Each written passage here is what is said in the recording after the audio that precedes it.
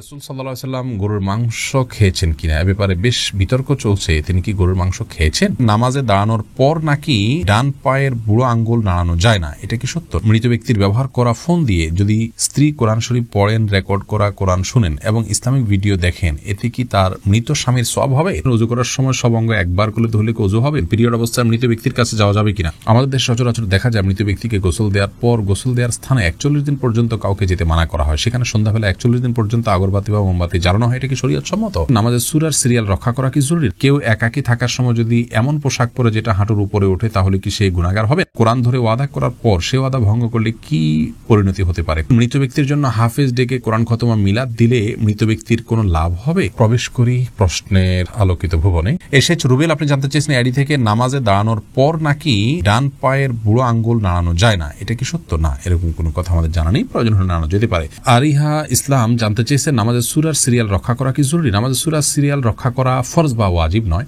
তবে সূরার সিরিয়াল রক্ষা করতে পারলে সেটা ভালো। রক্ষা না করে কেউ যদি উল্টা পড়েন, অর্থাৎ প্রথম রাকাতে কথার কথা আলাম তারা পড়লেন, পরের রাকাতে তিনি ওয়াইউল্লাহ পড়লেন, উপরের দিকে গেলেন, তো এটাকে মাকরুহ বলেছেন ফুকাহা একরাম, কিন্তু এতে সালাত হয়ে যাবে। এমনি আরিফুল ইসলাম জানিয়েছেন মৃত ব্যক্তির জন্য দোয়া করার সুন্নাহ পদ্ধতি কি? মৃত ব্যক্তির জন্য আল্লাহ তাআলার কাছে সাধারণভাবে দোয়া করবেন, আল্লাহ আপনি তাকে মাফ করুন, ক্ষমা করুন, ইস্তেগফার করবেন, কায়মন ওয়াক্যে আল্লাহর কাছে তার পক্ষ হয়ে সুপারিশ করবেন, ক্ষমা চাইবেন। এসএচ রুবেল, এছাড়া বিশেষ কোনো পদ্ধতি নেই। একত্র হতে হবে, লোকজন জড়ো করতে হবে, হুজুরদেরকে নিয়ে আসতে হবে, এমন কোনো কথা কোরআন হাদিসে আমাদেরকে বলা হয়নি। রোশনার খাতুন জানতে চেয়েছেন মৃত ব্যক্তির জন্য হাফেজ ডেকে কোরআন খতমা মিলাদ দিলে মৃত ব্যক্তির কোনো লাভ হবে? মৃত ব্যক্তির জন্য হাফেজ ডেকে কোরআন খতম পড়া, মিলাদ পড়া কোনো শিক্ষা ইসলাম দেয়নি। এটি সম্পূর্ণ আমাদের দেশীয় সংস্কৃতি বা আঞ্চলিক সংস্কৃতি বা আমাদের বানানো সংস্কৃতি। মৃত ব্যক্তি নিজে তেলাওয়াত করলে তার সব তিনি পাবেন, আমরা তেলাওয়াত করলে তেলাওয়াত করে তার সব তার জন্য পৌঁছাতে চাইলে সেটি অনকলার মতো জায়েজ আছে। কিন্তু হাফেজ বা হুজুরদেরকে ডেকে এনে তেলাওয়াত করানো এবং তার জন্য পেমেন্ট করা, যেটা আমাদের দেশে প্রচলিত আছে, এটি ইসলাম শরীয়তের দৃষ্টিকোণ থেকে জায়েজ কাজ নয়। যেটি করছেন এবং যিনি করাচ্ছেন সবাই গুনাহগার হবেন। আব্দুল্লাহ সিদ্দিক জানতে চেয়েছেন কেউ একাকী থাকার সময় যদি এমন পোশাক পরে যেটা হাঁটুর উপরে ওঠে, তাহলে কি সে গুনাহগার হবেন? না, একাকী থাকলে তার হাঁটুর উপরে কাপড় উঠলে গুনাহগার হবেন না। তানজিনা বেগম জানতেছেন কোরআন ধরে ওয়াদা করার পর সে ওয়াদা ভঙ্গ করলে কি পরিণতি হতে পারে? কোরআন ধরে ওয়াদা করা এটা ওয়াদা করার পদ্ধতি নয়, ওয়াদা এমনিই হবে। আল্লাহর নামে শপথ করতে চাইলে মুখে বলবেন আল্লাহর নামে আমি শপথ করছি, এটা হলো শপথের সঠিক পদ্ধতি। কাকলি শেখ জানতে চেয়েছেন নিজের বোনের ছেলে বা ভাইয়ের প্রাপ্তবয়স্ক ছেলে কি মাহরাম? নিজের বোনের ছেলে মাহরাম এবং ভাইয়ের প্রাপ্তবয়স্ক ছেলেও মাহরাম, আপন ভাই আপন বোন হলে। আব্দুর রহমান জানতে চেয়েছেন আমি একজন দর্জি, মহিলাদের পোশাক তৈরি করি, আমি যদি কোনো মহিলাকে তার ইচ্ছা মতো ডিজাইন জামা বানিয়ে দেই আর সে যদি সেটা পরে বেগানা পুরুষের সামনে যায়, দেখে আমার পাপ হবে? যদি এমন হয় যে পোশাকটা বানানোই হচ্ছে পাপের কাজের জন্য আপনি জানেন, তাহলে সেক্ষেত্রে তাকে সহায়তা হবে তার সেটা তৈরি করে দিলে। সেজন্য এটি তৈরি করার ক্ষেত্রে আপনি ডিনাই করা উচিত, এতটুকু এখতিয়ার অধিকার আপনার থাকা উচিত এবং ইমানি গায়রত যেটাকে বলে, ইমানি আত্মসম্মান বোধ, সেটা আপনার থাকা উচিত। আর যদি এই লেভেলের সমস্যা না হয়, বরং এটা তিনি বাসায় পড়তে পারেন, তার স্বামীর সামনে পড়তে পারেন, বাহিরে পড়তে পারেন, কি করবেন আপনি জানেন না, তাহলে আপনি খুঁচিয়ে খুঁচিয়ে তাকে জিজ্ঞেস করার কোনো প্রয়োজন নেই এবং এর কারণে আপনার গুনাহ হবে না। তিনি যদি এটাকে অন্যায় কাজে ব্যবহার করেন, ইনশাআল্লাহ আপনার গুনাহ হবে না। মুজাহিদ হোসেন জানিয়েছেন ওযু করার সময় সব অঙ্গ একবার করলে ধুলে কি ওযু হবে? ওযু হয়ে যাবে, 3 বার করে ধোয়াটা সুন্নাত। কোরআন আলো এর দিকে জানতে চেয়েছেন ঋণ পরিশোধের জন্য কিছু একটা আমল বলুন। ঋণ পরিশোধের জন্য সবচেয়ে বড় আমল হলো আল্লাহ তাআলার কাছে সাধারণভাবে দোয়া করবেন, চাইবেন, প্রার্থনা করবেন এবং আপনি সর্বোচ্চ চেষ্টা চালাবেন ঋণ পরিশোধের জন্য। আমাদের অনেক ভাইরা আছেন নিজের জমি আছে, স্থাবর অস্থাবর অনেক মূল্যবান সম্পদ আছে, সেগুলো দিয়ে ঋণ পরিশোধ করতে চান না। তিনি চান যে ঋণ পরিশোধের জন্য তার সাধারণ উপার্জন থেকে অনেক টাকা হয়ে যাক, অলৌকিকভাবে চলে আসুক, আর তিনি সেটা দিয়ে ঋণ পরিশোধ করে দিবেন। এটা সম্পূর্ণ ভুল একটা পদ্ধতি। আপনার ঋণ পরিশোধ করাটা আপনার জন্য ফরজ, এটা বান্দার হক। অতএব আপনার জমি থাকলে, সম্পদ থাকলে, এগুলো বিক্রি করে আপনি ঋণ পরিশোধ করবেন এবং সেগুলো বিক্রি করার অপশন থাকলে বিক্রি করবেন।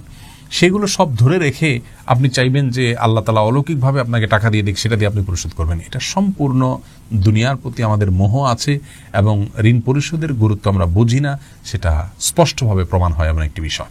বিধায় এমনটি করা উচিত না। সেই সাথে ঋণ পরিশোধের জন্য কিছু দোয়া আছে, আল্লাহুম্মা কফিনি ফিনি বিহালালিকা আন হারামিকা ওয়াগনিনি বিফাদলিকা আম্মান সিওয়াক। আরও কিছু দোয়া আছে, ইউটিউব বা ফেসবুকে সার্চ দিলে আমাদের অনেকগুলো ভিডিও আছে, দেখে নিতে পারবেন। সেগুলো আপনি আল্লাহর কাছে সাধারণভাবে পাঠ করবেন, ইনশাআল্লাহ সেই দোয়াগুলো পেশ করবেন।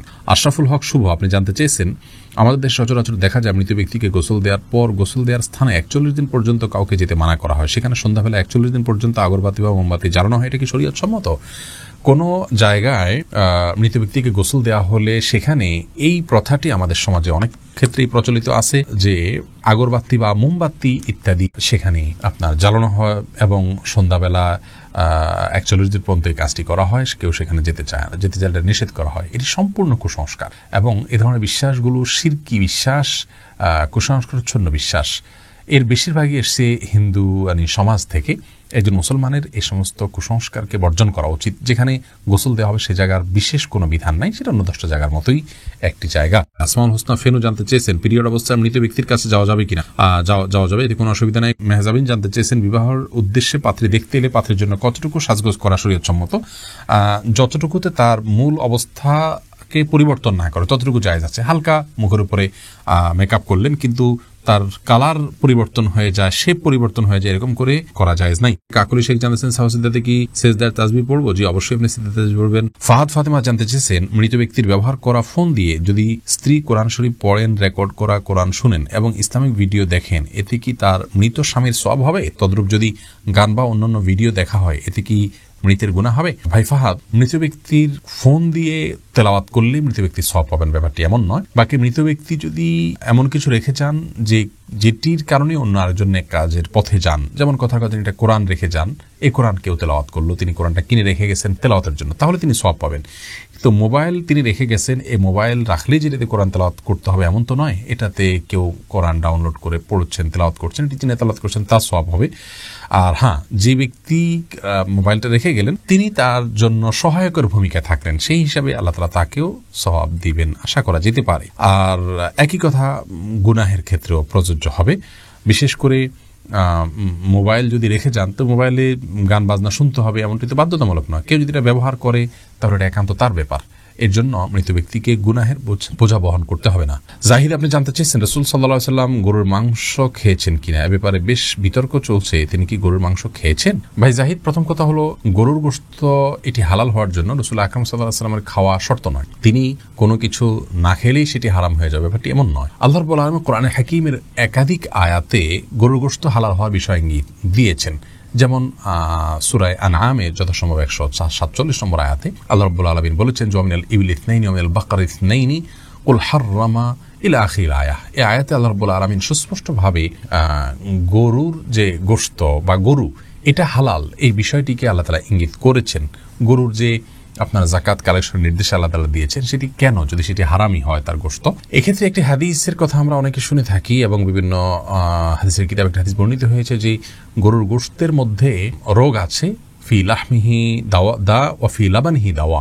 গরুর দুধের মধ্যে শেফা বা আরোগ্য রয়েছে কিন্তু গোশতের মধ্যে অসুস্থতা রয়েছে, এরকম একটি হাদিস পাওয়া যায়। এই হাদিসকে মুহাদ্দিসদের অনেকে সহিহ বলেছেন, আলবানী রাহিমাহুল্লাহ সহিহ বলেছেন, কিন্তু অনেক মুহাদ্দিসিন ইকরাম এটিকে দাঈফ মুনকার বলেছেন।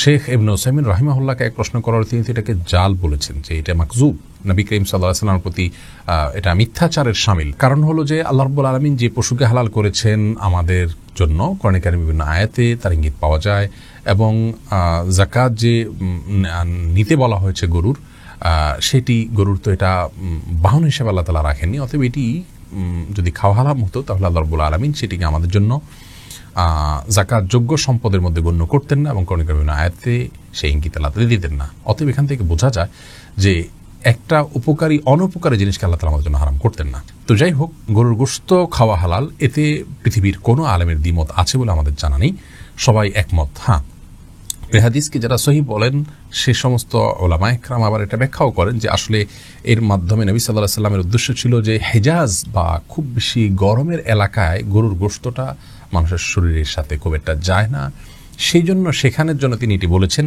এটা সাধারণ বা স্বাভাবিকভাবে সব জায়গার জন্য সকলের জন্য বলেননি, এরকম একটা ব্যাখ্যা অনেক উলামায়ে কেরাম করে থাকেন।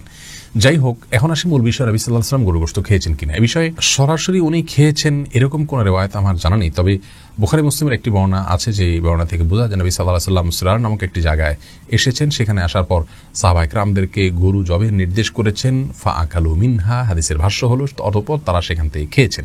তারা সেখান থেকে খেয়েছেন, এখান থেকে সাহাবায়ে কেরাম যে খেয়েছেন এটি স্পষ্ট। নবী সাল্লাল্লাহু আলাইহি ওয়াসাল্লাম তাদের সাথে ছিলেন, অতএব তিনিও খেয়েছেন, সেটাই স্বাভাবিকভাবে এখান থেকে বুঝে আসে। কিন্তু এর মানে এই নয় যে গরু গোশত খাওয়ার বিশেষ ফজিলত আছে এবং যে না খেলে গুনাহ হবে, এরকম বিষয় না। নবী সাল্লাল্লাহু আলাইহি সাল্লাম এবং সাহাবায়ে কেরাম গরু জবে করেছেন। বিশেষ করে নবী সাল্লাল্লাহু আলাইহি সাল্লাম গরু জবে করেছেন আপনার হজে কিংবা কোরবানিতে, এরকম বিভিন্ন বর্ণনা পাওয়া যায়। আমাদের ভারতে যে সমস্ত ভাইয়েরা বসবাস করছেন, আমি বিশেষ করে তাদেরকে বলবো, অনেকে আমাদেরকে দেখছেন ভারত থেকে, আমাদের অনেক দর্শকরা দেখে থাকেন এই অনুষ্ঠান, তাদেরকে আমরা বলবো যে আপনাদের এলাকাগুলোতে যেখানে গরুর গোশত খেতে গেলে, গরু জবে করলে, গোশত সংরক্ষণ করতে গেলে আপনারা জীবন হুমকির মধ্যে পড়ে যায়, এরকম পরিস্থিতিতে আপনারা গোশত খাওয়ার জন্য, গরু গোশত খাওয়ার জন্য কষ্ট করতে যাবেন না। অনেকে মনে করে গরু গোশত না খেলে বোধহয় পাক্কা মুসলমান হওয়া যায় না, এটা খুব অল্প সংখ্যক মানুষ মনে করেন। তো এটি আমাদের ভুল ধারণা। গরু গোশত খাওয়ার জন্য আপনার জীবনকে হুমকির মধ্যে ফেলে দেওয়া এটা কোনো অবস্থাতে উচিত নয়। আপনাকে হালাল জিনিস খেতে যদি বাধা দেয় কেউ, জুলুম এবং আপনার প্রতি নিপীড়নমূলক আচরণ করে, তাহলে সেক্ষেত্রে আপনার জীবন রক্ষার জন্য, জীবন নিরাপত্তার জন্য আপনি এটি পরিহার করলে সেটি আপনার জন্য সম্পূর্ণ জায়েজ।